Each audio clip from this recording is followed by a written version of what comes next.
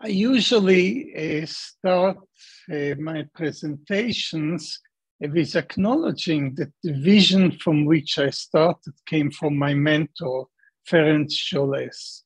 He is the one who attracted me to Boston by talking about doing interventions inside an MR scanner, which at the time, that was in the late 80s, was not really something that people were thinking about. So the craziness has a pedigree here. Basically, what he wanted me to do and asked me to do is to work on the software that was necessary to get this vision working and used.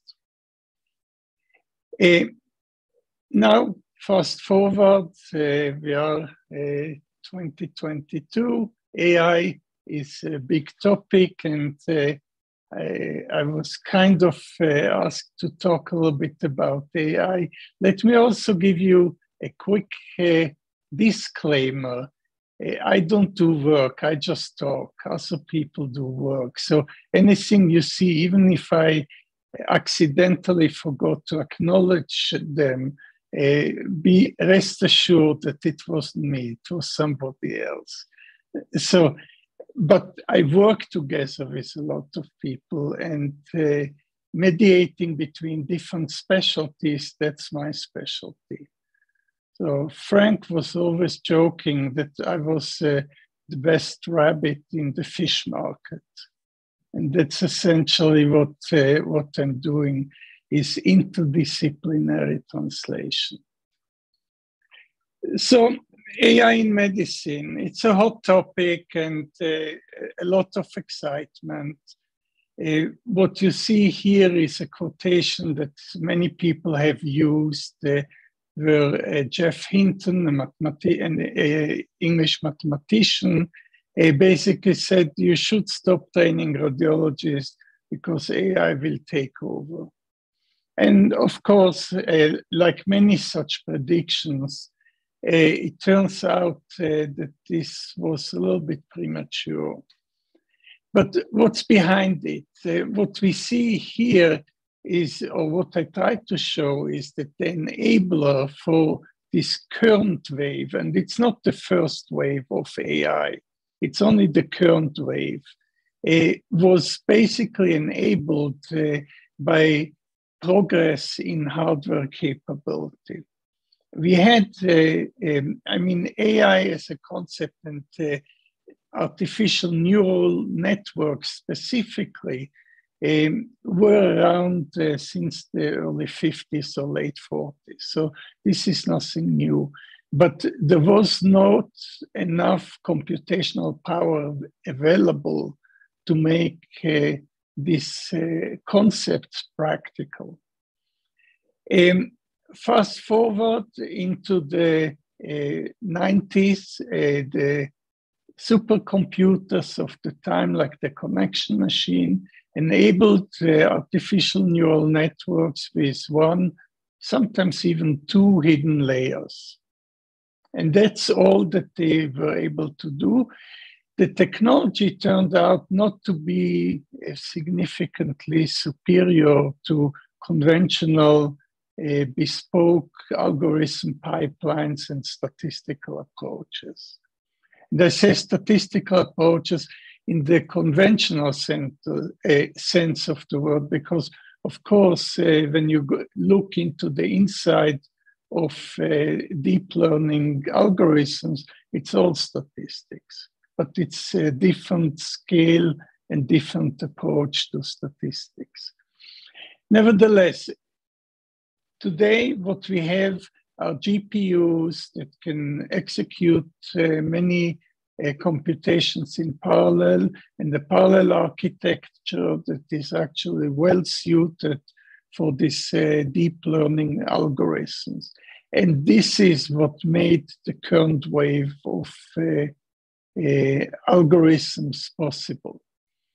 In the field of imaging, and more specifically computer vision, the field was advanced significantly by an image database ImageNet, which contained 14, I think contains actually 14 million hand annotated images. And the famous one were dogs and cats.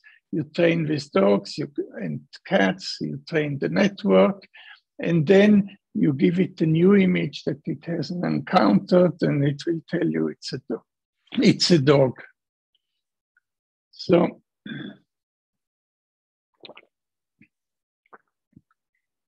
and as I say, there was a lot of excitement about the fact that we could use this technology to work in radiology, and there was a real gold rush towards FDA-approved AI-based algorithms, essentially with the intention to monetize the technology. Unfortunately, the technology that was pushed forward in those days, 5 years ago, a long time ago, in terms of AI life cycles, it was premature. The algorithms were not very robust, and they were usually very narrow in the scope of what they could do. Nevertheless, there was this rush, and here you see a partial listing of FDA-cleared algorithms. I just took the first of several screens, and looking at it in a different ways, there are many products that are both approved in the USA by FDA and are CE marked for use in Europe, and over 120 medical devices that are approved in both places. And the majority of them are in radiology. But still, the technology is brittle and not very robust. And I came across, by listening to somebody else's talk, across this particular site, a graph that shows, that talks about adoption of emerging technology by a consulting firm called Gartner. So this is the Gartner hype cycle. So first things get hyped, then there is disillusionment, and finally we reach a plateau where there are realistic expectations that are matched to the capability of the technology. And so this very first generation of AI algorithms was, of course, in this area here. And today we are probably somewhere around this. So the current algorithms that are kind of in quote-unquote production mode are brittle. And what I mean by brittle, and again, it's not a term that I coined, I'm using it, is that many of them are sensitive to the contrast mechanisms in the images. The training data sets are relatively small if you compare with the 14 million in the ImageNet database. We usually don't understand what the inner workings of the algorithms. So we have to deal with them as a black box. And the problem with doing that is that that means if they fail, we have trouble understanding why they failed. And so there are challenges also how to form large cohorts with medical imaging, because we run into privacy concerns. And I'll mention a little bit more about this down the road in my presentation. So the algorithm community is facing some of these challenges. And I'm just here offering random examples of some of the technologies that people are working on to try to address some of these shortcomings. And that's about all that I'm going to talk about algorithms. I'm I've converted from an algorithm guy in the 90s to an infrastructure guy when I got to the point where I realized that the prototypes that students produced as part of the thesis were not suitable for actual use by medical practitioners. And of course, ultimately, medical practitioners should use medical device products that are approved and quality assured. But in research space, you're somewhere in between, and we'll get to that in a moment. But again, for AI, we need to create infrastructure. There is a need for infrastructure because we need to build large databases. We need to be able to do annotation. We need to be able to compare algorithms. So that's what I'm talking now for a moment about. So again, organization of medical data. It's a data point. When this is a publication that was published in 2016, and when you look here, you see that in the analysis of the authors of that paper, somewhere like close to 3/4 of the entire time spent on data was actually in collecting data on one hand, and cleaning and organizing and curating data. And so it makes sense that if we want to progress the field, we should figure out whether we can kind of reduce the time that is spent on organizing data so that there is more time left to do the actual analysis. So what we need is data that's accessible, and both the data coming from subjects and patients, as well as annotations. And the term annotation is used here in the sense of both like having an arrow that points somewhere and says, here is the tumor, but also segmentation. So we segment the tumor. You can call this an annotation as well, just a different style of annotation. Then you would like to have standards on how the data is described and how the metadata is available. And you would like to organize all of this in such a way that is accessible. And so that's one place where we put a lot of effort these days. And so what I have here on this slide is basically in imaging. So there is this concept of FAIR data. FAIR, it's an acronym, stands for findable, accessible, interoperable, and reusable. And people are promoting FAIR data as part of the underpinning that is needed to do reproducible science. So I analyze the data set, I publish the results, and then my friend wants to use his algorithm or her algorithm to see if they get similar results with the same data.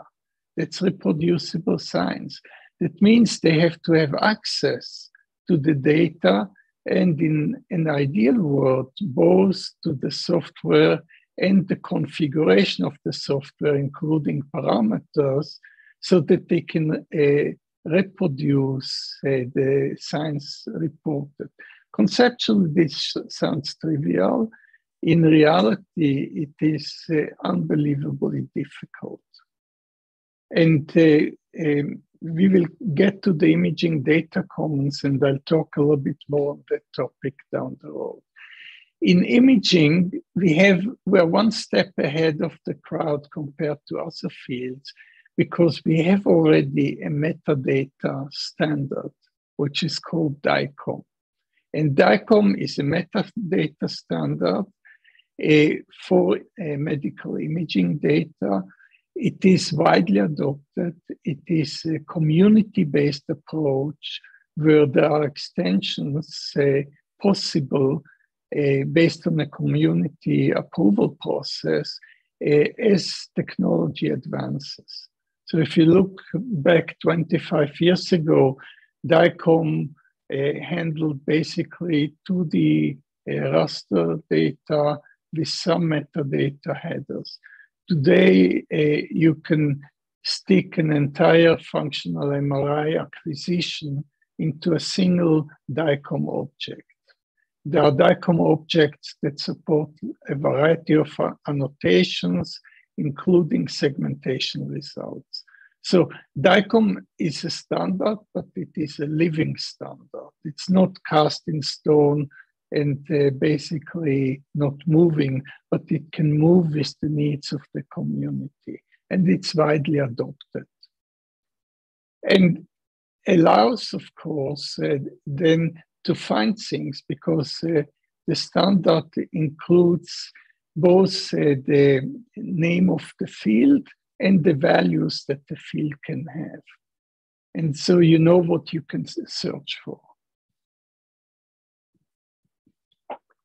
Another concept that is coming, that has been around for a while, but is coming into our field only quite recently, is cloud computing. Until now, traditionally in the medical image computing, people have run things on their own workstations. So you might have a server with data, you download the data to your own environment, you run it here. On a good day, some people were using cluster computers where you were running the pipeline analysis not on your workstation, but on a local cluster computer. In cloud computing, you use a different approach where both the data and the tools reside in the cloud, and the processing happens in the cloud. It requires a complete rethinking on how you go about doing your post-processing. So it's not an easy transition. But what you then have is accessibility. Let's say if your cloud is Amazon or Google or Microsoft, which are the three major vendors that have cloud offerings available, then you can basically use compute power just in time.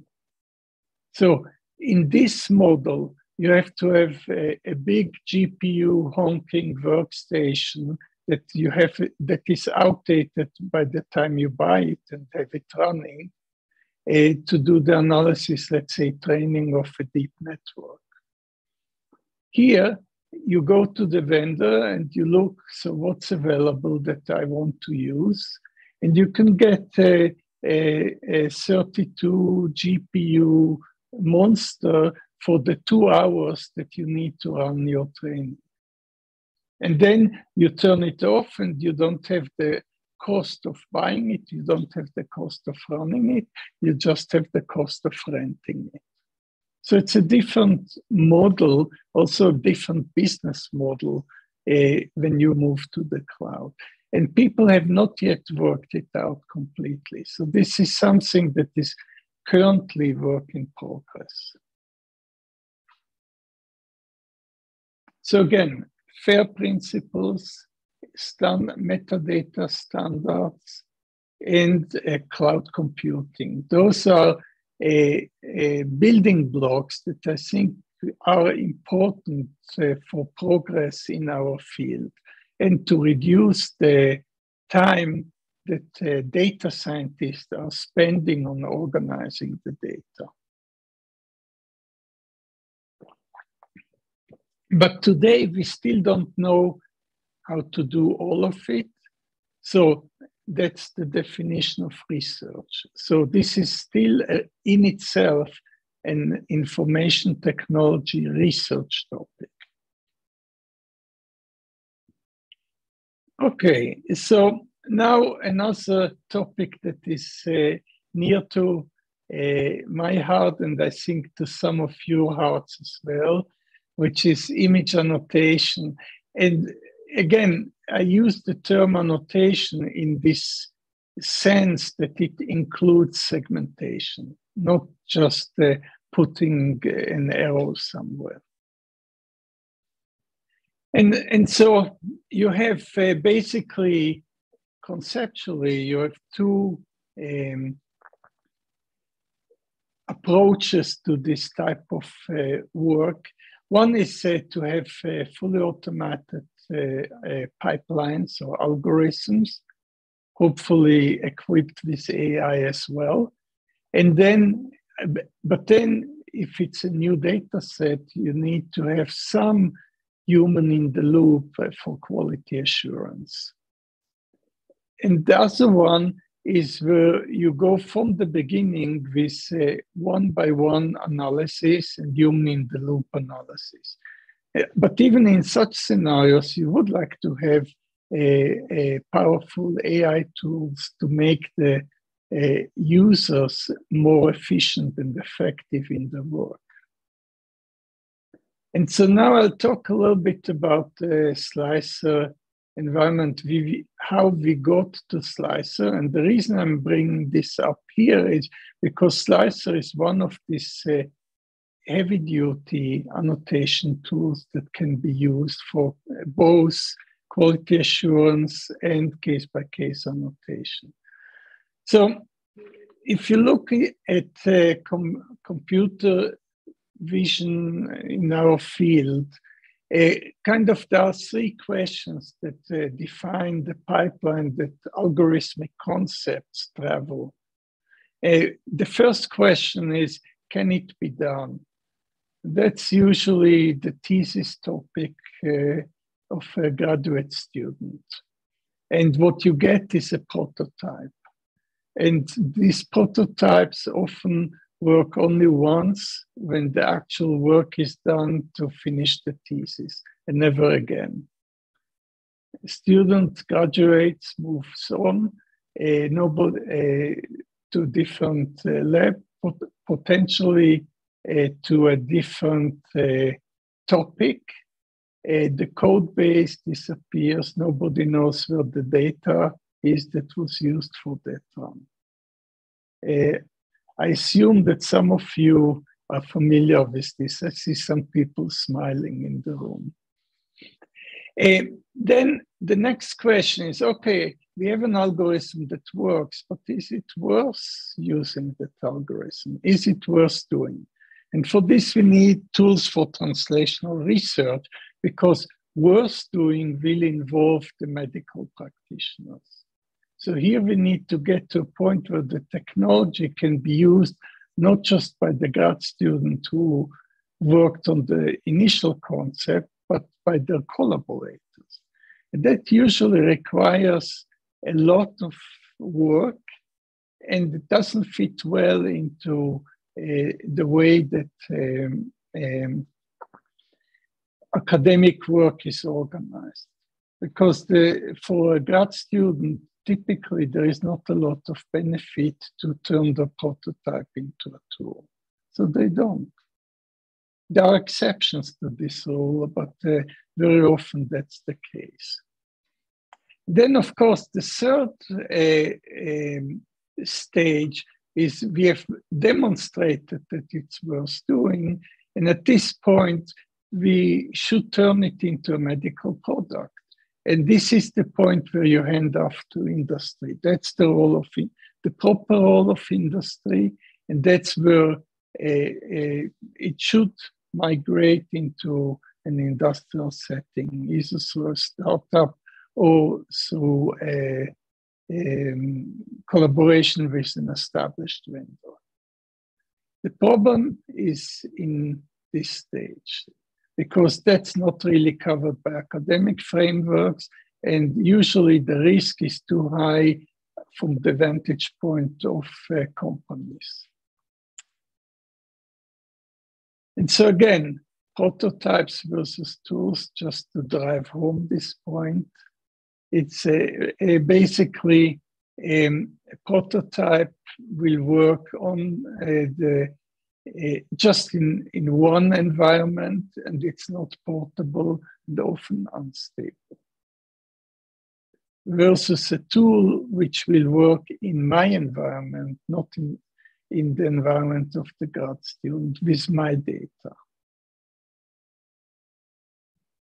Sorry, wrong button. And this is what happens, that this translation from prototype to tool doesn't happen. If you write a grant application to develop tools, typically you will get back the message that it's not innovative, and in NIH at least, if it's not innovative, then they kill the proposal. And as I said, from the vantage point of companies, the prototypes are too high risk because they haven't yet proved that they are useful. They have only proven that it works.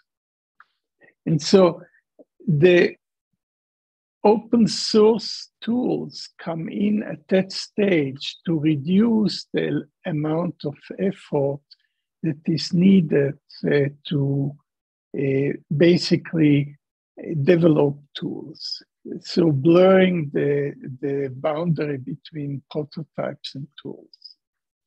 And in addition, if you do open source software, it is easier to collaborate. You don't need to do, you don't need to have the institutional lawyers involved. It also supports the model that academics move. So often a postdoc is in a different lab than where the thesis was done. And students would prefer to take their software with them so that they can continue to work in their environment, their own environment. And of course, if you have access to a large body of open source infrastructure, then it's you have to do less of the reinvent the wheel. How many views have been created over the decades by grad students because they didn't have something available? And now today there are more general purpose viewers available.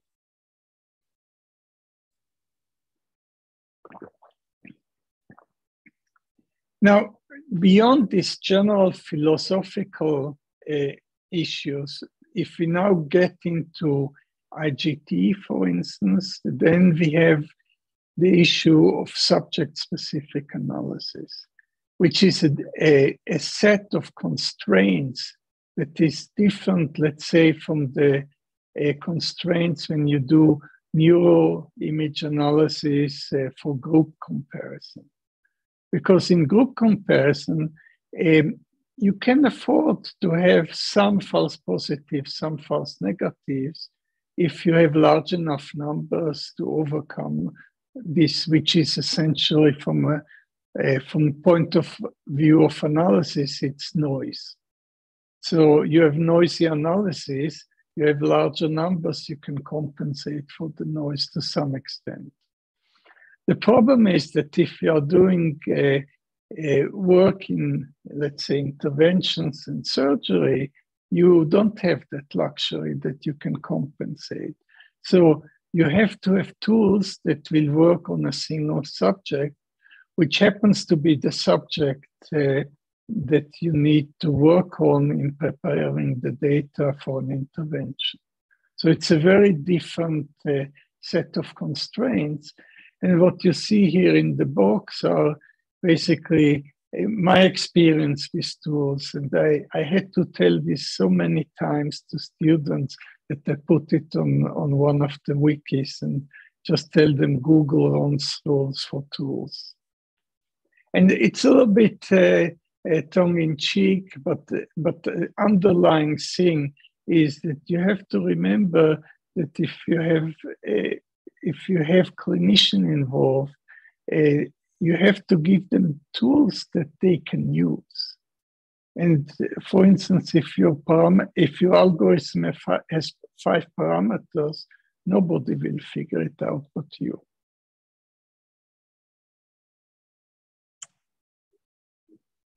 And again, if we do intervention and surgery, then we need to deal with pathology. So we cannot take healthy brains to train our algorithms. And here, just as an example, you see that this is single tensor tractography, and here is a tumor, a peritumoral edema. These are the ventricles. Here I extracted some streamlines, single tensor streamlines out of the data. And you see the asymmetry. With the same stop criterion, we have a streamline stopping here on this side and going all the way up on that side. And that's because here we are going inside the edema, and you have the effects of it. Yes, you can do free water compensation, so it will look different if you do more additional processing. But the concept is that basically, if you have pathology, the pathology will influence what you have. And so you have to take this into consideration when you do your analysis. In this tumor, if you had asked me, I would have predicted that the streamlines of the corticospinal tract would go through here, through the midline. But when we did actual tracking of the data, turns out that the tumor had pushed the pyramidal tract backwards. As I say, I wouldn't have predicted it. And that's why you need to do this subject-specific analysis. And you need to have the tools to do it. And that was the intention with Slicer, which started out as David Gehring's master's thesis. David was an MIT grad student. I teamed him up with Aryan Abavi, who you see here inside the double donut. And those of you who know Arya in person, he's a big, bulky guy. And so they wanted him in to demonstrate that the gap between the two pieces of the magnet was large enough to accommodate big people, not just dwarfs. And so here you see Arya in the double donut. And this is, by the way, the first generation of Slicer. Those of you who have long enough history will recognize the widgets as being TK-TCL. If you look at Slicer today, we have moved to QT.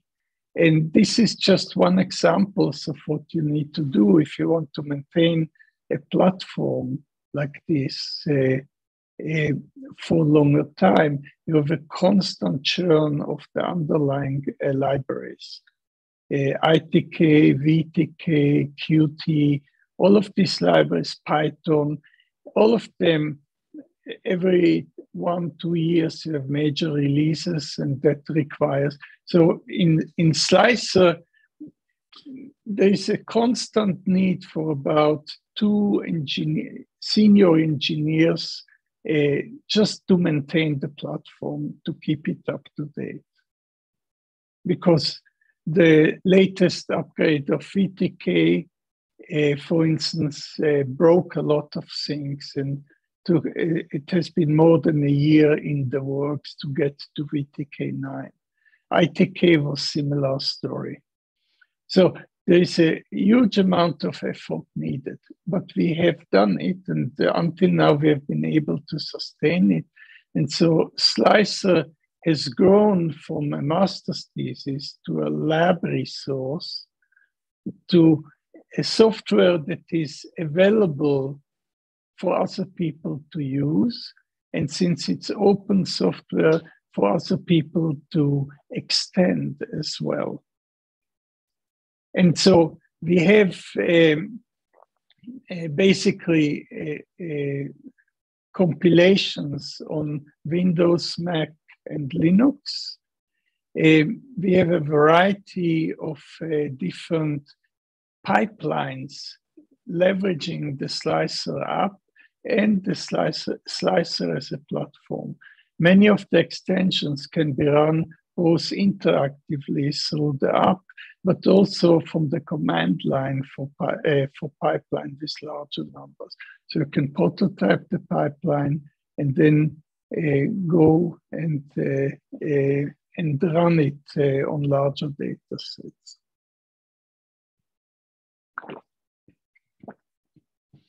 Slicer today,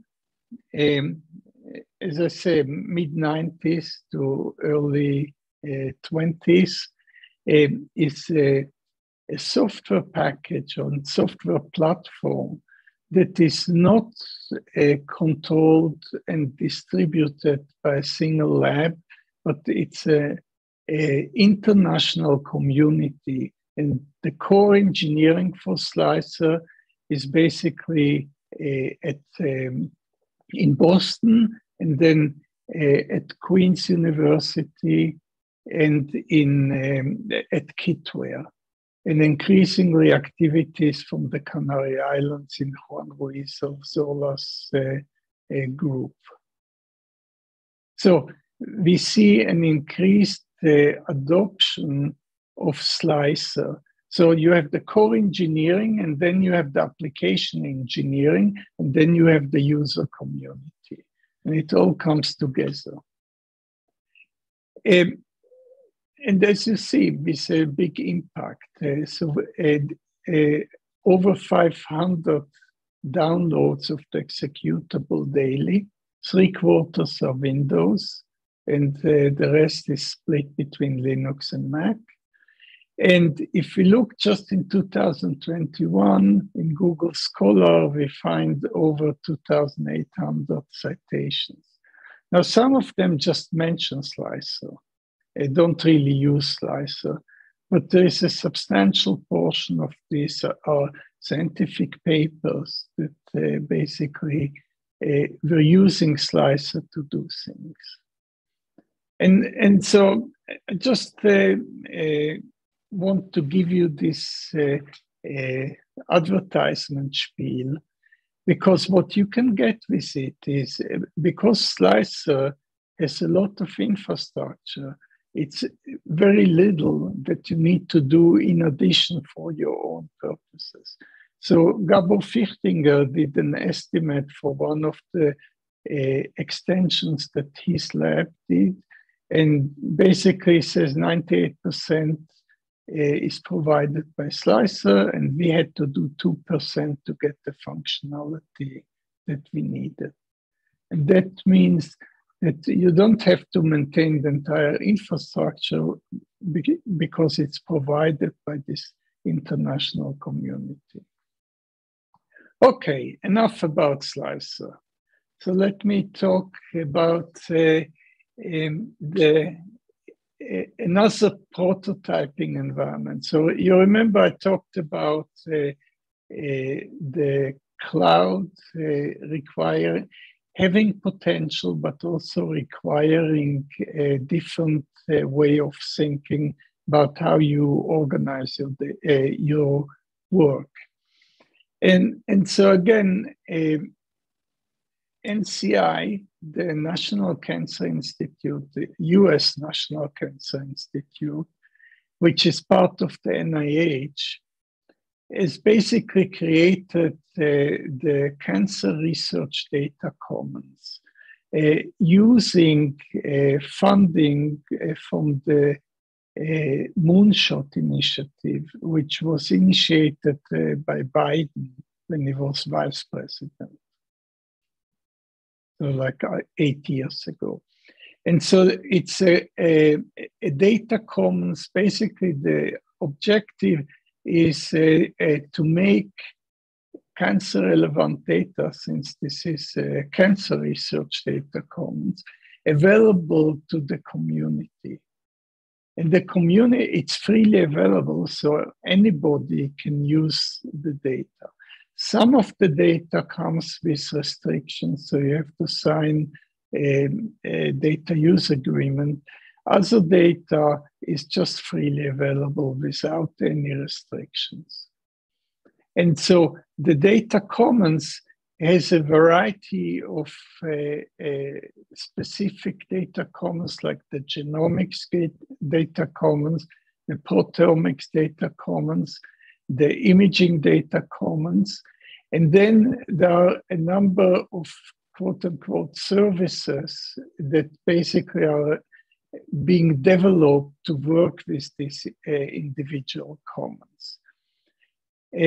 And the imaging data commons was advertised as a call for applications about 4 years ago. And Andrei Fedorov in my lab teamed up with me to put together a team to apply for this, and we were successful. And we have implemented basically a first version, V1 product release of the Imaging Data Commons last September. And so we have in the IDC, Imaging Data Commons, we have different cancer image collections. We have resources for searching and identifying and viewing the images. And we are beginning to work on cross-linking with some of the other elements of the CRDC, such as genetics and proteomics. Now, the imaging commons includes not only radiology imaging, but also histopathology imaging. And we are trying to have all the data that we are intaking into the imaging data commons, converting them to DICOM, including the histopathology images, and basically then making them available.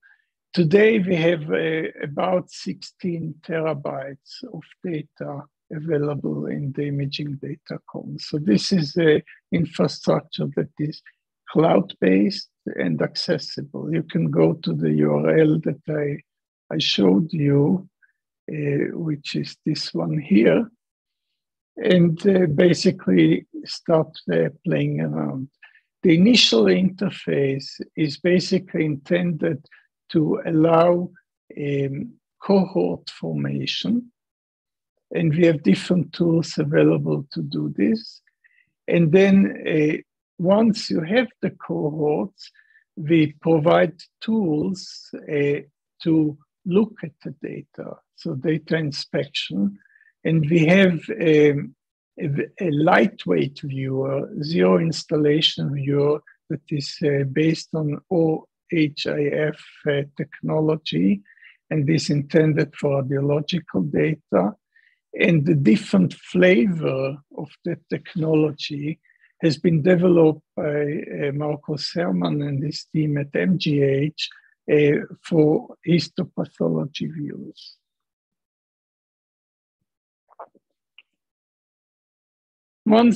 So you start with different data collections, and then you filter them with using different search terms in order to get to a cohort. What the imaging data commons provides is a way to have this in a manifest. And the manifest allows you to find that same cohort over and over again. And that's, again, helps you with reproducible science. So let's say use some of the IDC data to do an analysis. You have the cohort, so you know that you'll be able to get to that data in a year from now by using that manifest. And in order to do this, because there is a constant updating, and new data sets get added, things get changed, we've introduced versioning.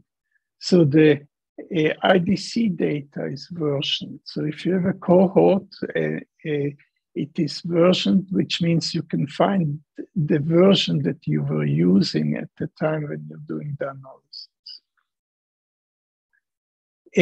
Right now, the CRDC concept is that you do the data analysis also on the cloud.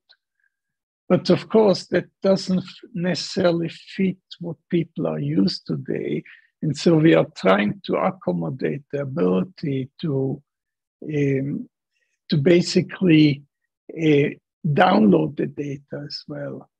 The cloud vendors, and the IDC is based on Google Cloud. The cloud vendors don't like people taking data out of the cloud. So the charges that they charge for doing this are quite high. So egress charges are a hurdle for downloading. We are in the process of negotiating that there won't be any egress charges initially for a few years for the IDC to get people to do more of the adoption. What we have done now in this, and this is work in progress, is that we have two projects where we are funding groups to reproduce their own publication using data that is through the IDC. So one is a Hugo Ertz group where they used one of the data sets that was hosted at the TCIA, the Cancer Imaging Archive, to do a radiomics analysis of non-small cell lung cancer. And basically, we have that data collection available on IDC. So we are working with them to reproduce the entire pipeline that they used for that publication. This is an ongoing project, and not surprisingly, we are 1 year into the project and we haven't published yet the results of the reproducibility study. So it's hard. And even though we are working with the same lab that did the initial work, so it's not an external group trying to do this, but the same group that published 4 or 5 years ago is trying to do it again. And we are slowly getting to it, but it's not easy. And we have a similar effort going on in histopathology. And that one is led by Andre Hohmeier and co at Mavis, and also making progress, but not there yet.